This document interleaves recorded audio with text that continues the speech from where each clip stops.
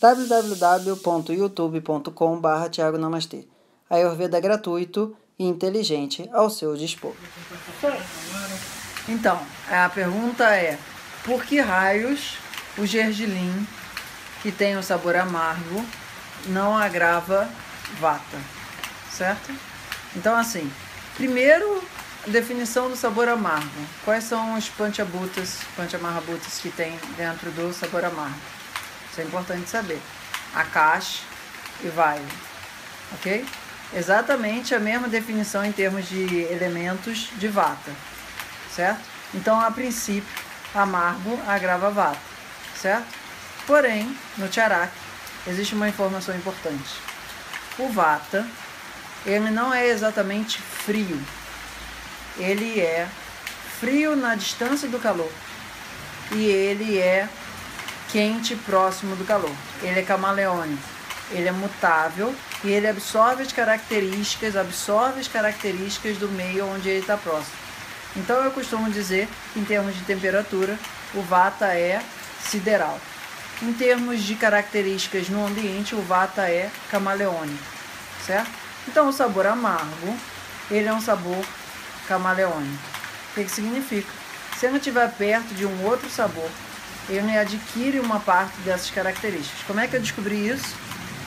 A partir do churrasco. Aquela casquinha do churrasco, da linguiça, ela é amarga, não é? Por que ela agrava pito?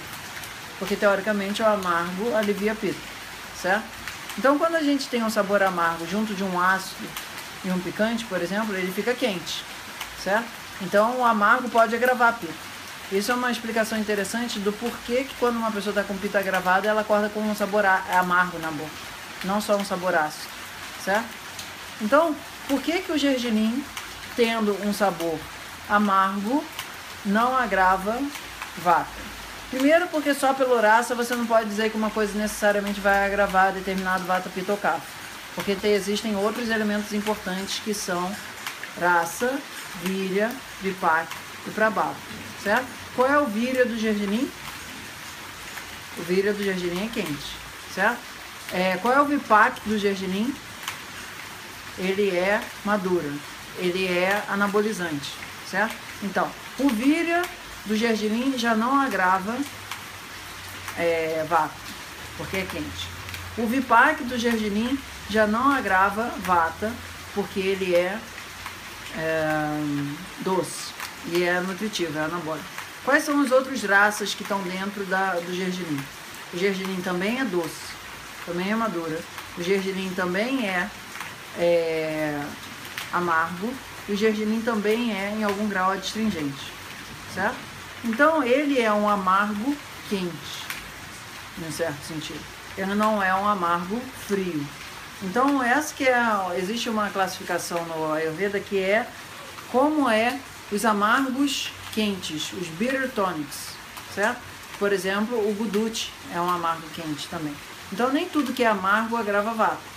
Por isso que quando a gente, por exemplo, está tomando o café, que é muito amargo e agrava bastante vata, a gente põe o cardamomo e põe o noz moscada, porque isso desativa o efeito tanto do ácido quanto do amargo, certo? São coisas que prejudicam o uso consistente no longo prazo. O que a gente faz para compensar o excesso de amargo? Você já sabe essa resposta? Qual é o antídoto de excesso de doce? Qual é o antídoto de excesso de salgado? Qual é o antídoto de excesso de ácido, amargo, picante e adstringente? Essa é uma boa pergunta para pesquisar. A resposta não vai agora não. Mas o fundamental é, quando você está comendo gergelim, dependendo com o que você mistura o gergelim, ele puxa mais um ou outro rasa. Por exemplo, o gergelim cru, ele é mais doce. O tahine, ele é mais amargo. O romos tahine, que é com grão de bico, ele fica mais adstringente.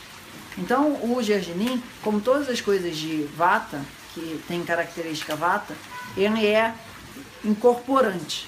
Dependendo do que você usa, por exemplo, se você botar o gergelim com vinagre ou limão, ele vai se tornar muito mais antivata.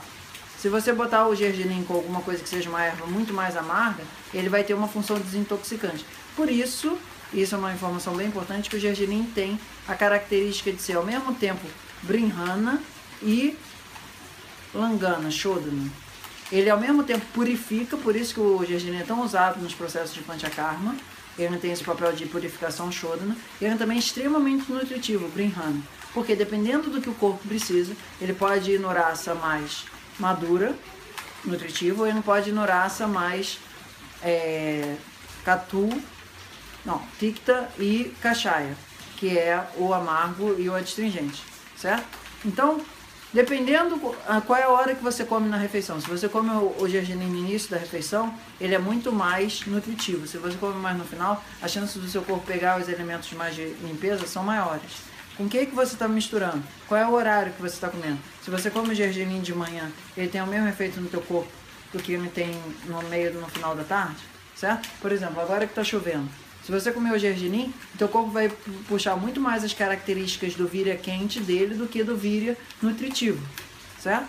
Então, dependendo do como o teu corpo tá, você vai comer o gergelim e vai achar muito mais amargo, e a pessoa que está do lado vai comer o gergelim e vai achar ele super doce. Por que isso é assim? Porque dependendo do que o teu corpo pede, está precisando, ele vai pegar as características dali. Que é um conceito do Ayurveda de que o nosso Agni também funciona de uma maneira como um passarinho que vai no campo e pesca aquilo que ele precisa. Ele vai e descobre, agora eu preciso que o gergelim me esquente. Toma isso. Agora eu preciso que o gergelim nutra meus músculos. Aquilo. Tem muitas propriedades ali que o nosso corpo vai metabolizar ou não, dependendo do quanto ele estiver precisando daquilo, certo? Se eu estiver precisando do guarda-chuva agora, o que vai ter como função o gergelim é me aquecer. Se eu estiver precisando, depois de voltar da corrida, nutrição do meu músculo, ele não vai funcionar como guarda-chuva. Entendeu? Respondido? Namastê responde. E aí, quer aprender a cuidar da sua saúde também? Só entrar em contato através do e-mail ou do Facebook abaixo. Namastê.